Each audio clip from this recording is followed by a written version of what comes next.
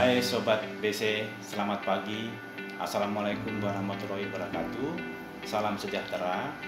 Semoga kita semua diberi kesehatan selalu. Bagi penikmat musik pasti tahu, pada tahun 1940-an, jika orang ingin mendengarkan musik, kita tahu ada piringan hitam.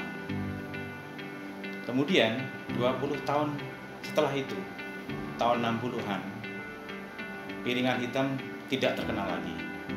Maka jika kita ingin mendengarkan musik, maka ada yang namanya pita kaset. Itu tahun 60-an. Kemudian 20 tahun berikutnya, pita kaset sudah tidak terkenal lagi. Maka tahun 80-an muncul produksi pertama, yaitu CD. Kemudian di era 2000-an dan seterusnya sampai saat ini, CD tidak populer lagi. Maka ada namanya apps yang terkenal, misalkan Spotify. Jadi apa implikasinya dari cerita tadi saya? Bahwa perubahan itu terjadi sangat cepat seiring dengan adanya revolusi industri, dan saat ini di 4.0 kita berbicara mengenai cyber technology, kita berbicara mengenai cloud technology. Kemudian segala sesuatunya berbasis dengan cyber physical system. Nah, pertanyaannya, mengapa kita harus berubah? Ada dua pilihan, ya.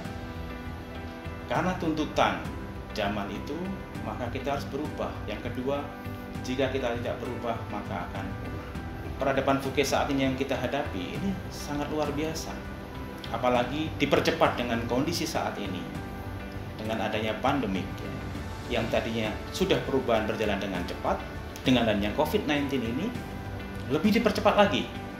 Ya, sehingga peran seorang leader sangat penting, terutama bagaimana untuk memimpin dan juga mengelola perubahan itu dengan baik. Di sini ada 8 langkah perubahan yang saya adopsi dari John Kotter dari bukunya mengenai Leading Change.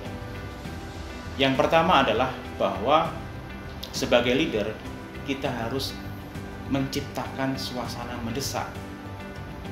Dalam hal ini juga kita harus bakar zona nyaman yang ada di organisasi kita. Karena kadang-kadang seperti kita ketahui bahwa ada perusahaan yang kondisinya sudah tidak baik, tetapi banyak sekali orang yang masih belum menyadari bahwa kondisi perusahaan sedang tidak baik. Maka sebagai seorang leader, kita harus bakar zona nyaman. Kemudian yang kedua, kita harus membuat koalisi. Karena sebenarnya perubahan itu adalah butuh teman. Perubahan adalah butuh dukungan moral. Maka koalisi dalam perubahan adalah penting. Jadi misalkan seorang anggota tim juga harus mendukung leadernya di dalam melakukan perubahan. Dan juga para leader perusahaan juga mendukung apa yang diinginkan, apa yang diharapkan oleh top manajemen dari suatu organisasi. Kemudian yang ketiga adalah berbicara mengenai membangun visi yang strategik dan juga inisiatif. Karena visi adalah sangat penting di dalam suatu perusahaan, karena dengan adanya visi bahwa kita tahu arah kita mau kemana, arah perusahaan strateginya mau kemana. Visi tidak hanya sebagai sesuatu yang tertulis dan dipasang di setiap kantor, tetapi visi harus dikomunikasikan. Jadi setiap anggota tim harus paham betul apa visi daripada perusahaan tersebut, ya. Apa visi ya daripada leader-leadernya.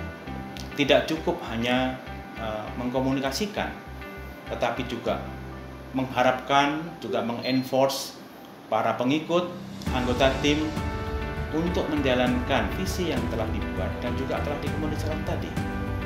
Karena kalau tidak diterapkan dengan baik, kembali lagi bahwa visi hanya sebagai wacana di dalam organisasi. Sebagai seorang leader, kita juga harus menerapkan suatu kondisi di mana, karena perubahan itu adalah suatu journey yang panjang. Jadi juga harus kita raih kemenangan-kemenangan pendek. Hal-hal yang kita jalanin, quick win yang telah kita dapatkan, Tentunya ini juga akan memberikan motivasi kepada anggota tim bahwa perjalanan kita masih panjang, tetapi dengan adanya merayakan setiap quick win tadi, maka ini juga akan memberikan suatu energi yang positif kepada anggota tim kita. Berikutnya berbicara mengenai momentum rekan-rekan. Terus lakukan konsolidasi, jangan pernah berhenti dalam melakukan perubahan. Dan yang terakhir, ini sering dilupakan bahwa setiap perubahan yang kita lakukan, nomor 8 ini adalah mohon untuk dilembagakan. Jadi pendekatan-pendekatan baru yang kita lakukan dibuat prosedur ya, kemudian dibuat aturan-aturan ya, dan sifatnya adalah keberlanjutan. Karena semua yang kita lakukan adalah berbicara mengenai sustainability, ya. Itu adalah kelanjutan. Ya. Jadi dalam quality biasanya kita menyebut sebagai continual improvement. Jadi tidak hanya saat ini, tapi juga berikutnya itu harus di-maintain dan selalu ditingkatkan. Dan yang terakhir, sebagai seorang leader juga harus memiliki yang namanya hope management. Apa yang dimaksud dengan hope management adalah manajemen harapan. Kembali bahwa perubahan adalah suatu journey yang panjang, yang sangat melelahkan. Maka disitulah perlu hadir seorang leader untuk memberikan suasana dan juga selalu memberikan harapan. Jadi seorang leader diibaratkan kalau kita berada di dalam suatu kegelapan, maka seorang leader harus memberikan cahaya sehingga anak buahnya atau timnya tidak bingung, ya. Kemudian tahu arahnya kemana harus berjalan, sehingga semua yang dijalankan atau semua yang diharapkan dari organisasi itu bisa berjalan dengan baik. Mengenai leading change, sharing dari saya. Terima kasih atas perhatiannya. Wassalamualaikum warahmatullahi wabarakatuh.